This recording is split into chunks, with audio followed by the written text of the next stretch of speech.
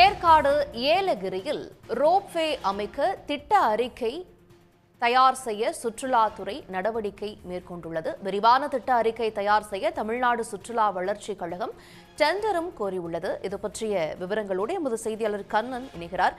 கண்ணன், இந்த குறிப்பிட்ட பகுதிகளில் ரோப்வே அமைப்பதற்கான திட்ட அறிக்கை தயார் செய்யப்பட இருக்கிறது. இது பற்றிய விவரங்கள் என்ன?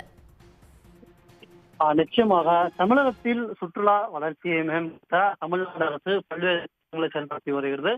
குறிப்பாக மலை பிரதேசங்களில் உள்ள சுற்றுலா வசதிகளை மேம்படுத்த தமிழ்நாடு அரசு கடந்த பட்ஜெட்டில் முக்கிய திட்டங்களை அறிவித்தது.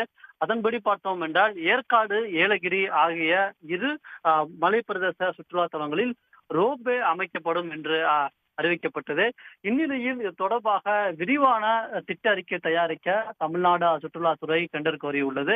அதன்படி பார்த்தோம் என்றால் எவ்வளவு தூரத்திற்கு ரோப்வே அமைக்க சாத்தியக்கூறு உள்ளது, எந்த இடத்திலிருந்து எந்த இடத்திற்கு அமைக்கலாம் உள்ளிட்டவைகள் தொடர்பாக ஆய்வு செய்யப்பட்டு விரிவான திட்ட அறிக்கையானது தயார் செய்யப்படும். இந்த திட்ட அறிக்கை தயார் செய்யப்பட்ட பிறகு எவ்வளவு தூரத்திற்கு ரோப்வே அமைப்பது என்பது தொடர்பாக இறுதி செய்யப்பட்டு அதற்கான பணிகளானது தொடங்கும் என்று எதிர்பார்க்கப்படுகிறது.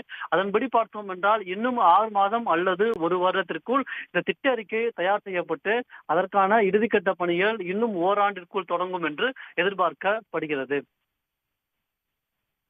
விவரங்களுக்கு நன்றி கண்ணன். உடனுக்குடன் செய்திகளை தெரிந்து கொள்ள சன் நியூஸ் பெல் ஐகானை கிளிக் பண்ணுங்க.